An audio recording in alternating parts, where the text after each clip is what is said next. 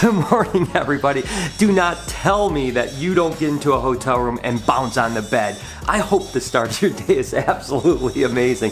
I tell you what, I am just happy to be here in North Carolina. It looks like it's going to be a beautiful day and we have some exciting things happening. You know what? I think that being grateful in life is a huge part of happiness. Thank you very much for giving me these delicious walnuts. I like them very much. You are a nice person. I will be sure to come back tomorrow. So I want to know in the comments right now, do me a favor. This is a challenge to you.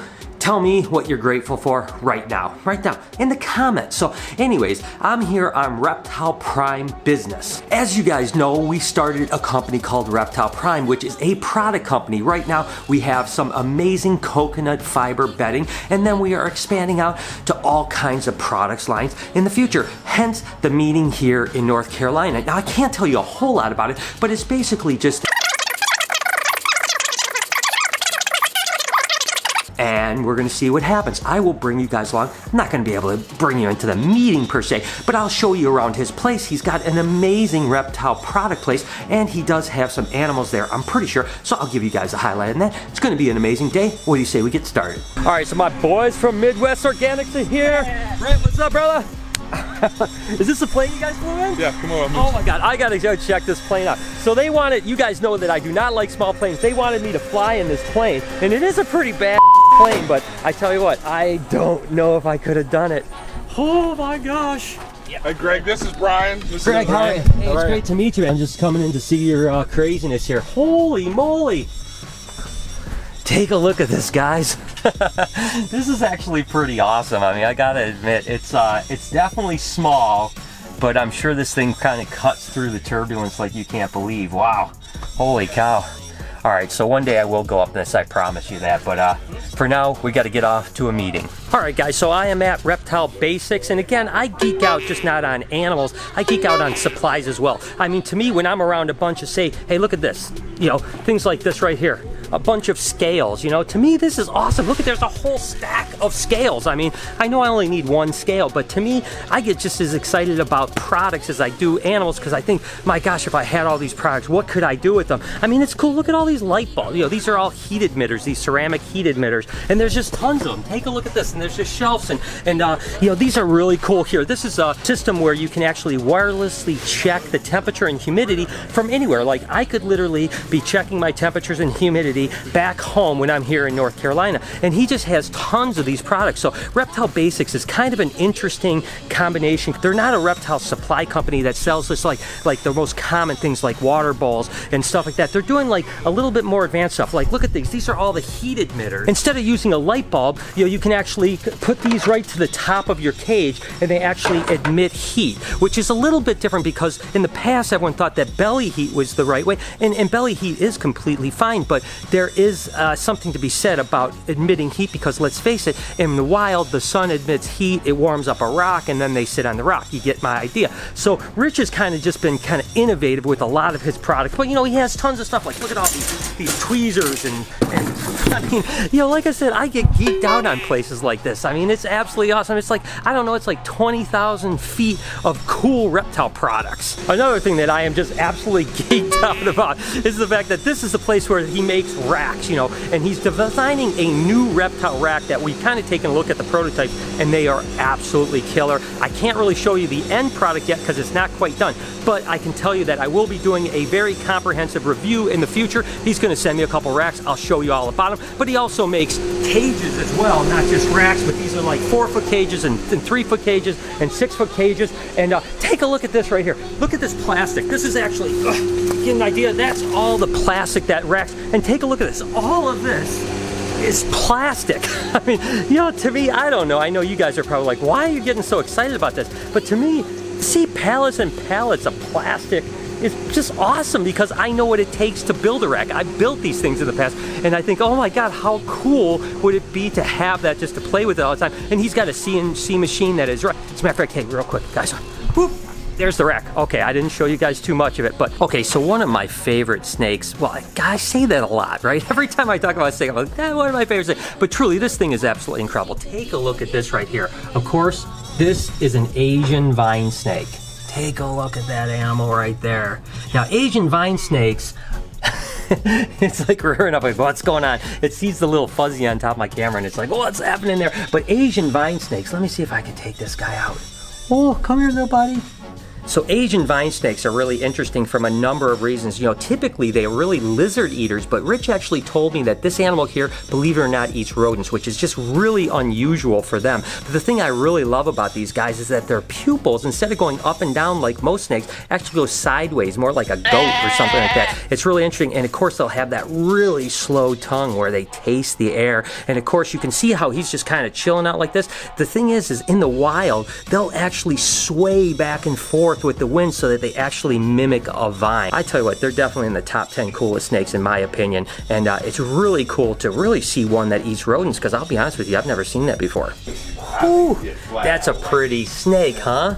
This is actually a jungle carpet python. It looks like it's got a pretty good meal in it, so I'm not gonna mess with it too much, and I hope it doesn't bite me in the face, because carpet pythons sometimes at this size are a little bit nippy, but it seems to be pretty well behaved, and jungle carpet pythons are absolutely gorgeous. Of course, they're a smaller type of, the true pure jungle carpets only get about 4 or 5 foot. Unfortunately, a lot of the carpet pythons that are in the country now have some integrate between either jungle or coastal, and so they get a little bit larger, but of course that, it's looking at me for sure. Of course, that black and yellow makes them extremely beautiful. And I'm getting the goose pimples here, guys, because it's coming at me, and I know it's wanting to take a pop shot at my face, so I definitely won't let it. But wow, look at what a gorgeous animal. And this was actually one of the first carpet pythons that I ever bred, believe it or not, way back when I was like 18 or 20 years old, and we were fortunate enough to breed them. Back then, they were extremely rare, so it was a pretty big thing. And as a matter of fact, I even got into a magazine at the time. It was called Captive Breeding Magazine, one of the first reptile magazines, and of course, look at this guy. Look at him. He's just coming at me.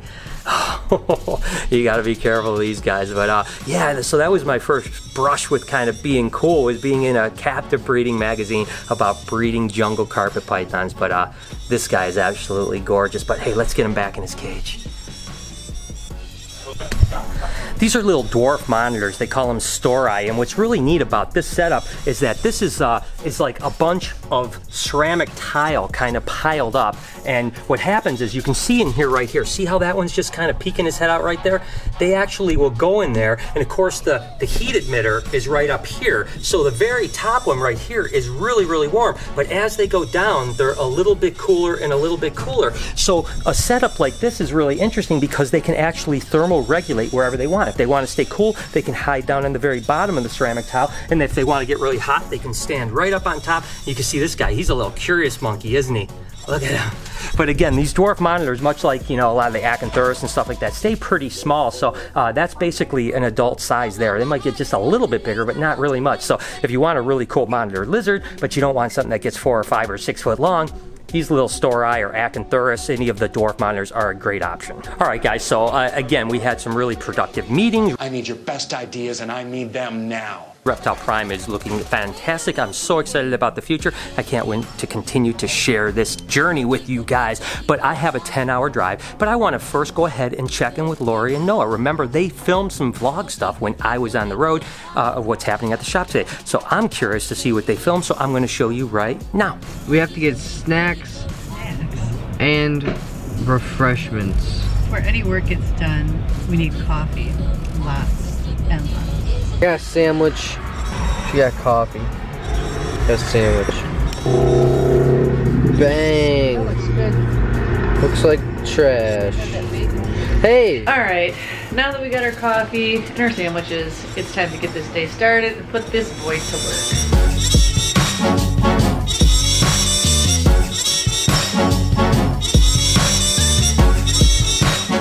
So while Brian gallivants around, I have to still work. And one of the things that I have to do a lot is add new things to the website. So you get to see how it is that all the geckos get added to the website.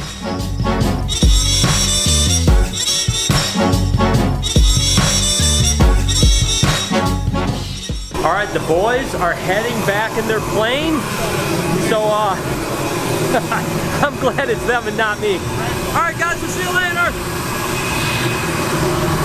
Co-pilot is carrying a Kimber custom defense pistol with all the bells and whistles you'd expect from a custom gun of that kind, with an alloy frame and bevel treatment on the entire gun. man, I tell you what, I do have to go up in that sometime though. That looks like a lot of fun. You know, as much as I hate small planes, I think I would definitely go up in that one because that looks like a blast. So maybe next time I'll hop in. But for now, time to hit the road and get home. Obviously not seen what Lori and Noah posted, but you have already seen it. So I'm gonna just take a wild guess and just think, what would Lori and Noah do if I wasn't around? And you know, I'm imagining that they probably played some kind of game slash challenge slash who could do the least amount of work, and maybe Lori was trying to get Noah to do work and Noah was complaining about not doing work and trying to get out of it. I don't want to work. I just want to bang on this mug all day. So that's just my guess. I mean, you guys know more than I am. By the time you're watching this, it would already have been in the past.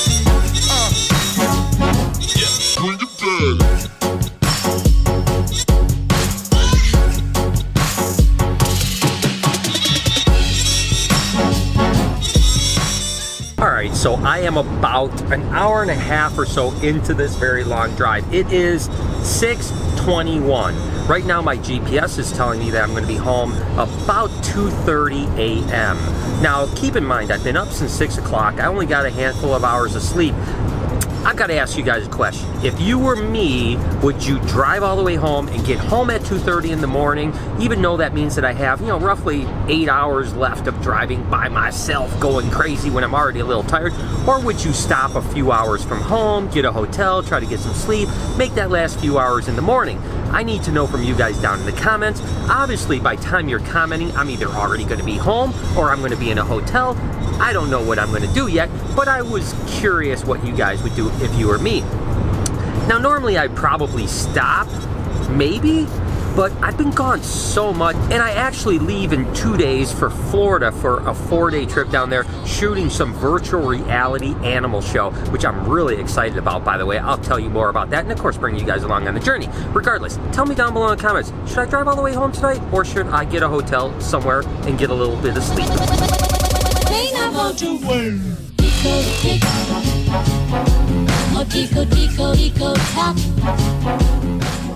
Alright, so I am stopped for some gas or some petrol for my vehicle. I'm about 3 hours from home, and I'll be honest with you, I'm thinking I don't want to drive the next 3 hours, but I'm so close to home. There's just no way I'm going to spend any time in a hotel. I need to be home with my family. Only got a couple nights home before I leave again, so I am going to struggle through this, and I hope that you guys will comment down below, because even though I won't be reading them right now when I'm driving, for some reason it makes me feel good that you guys would comment and give me the moral support. So 3 hours to go and I finally get home.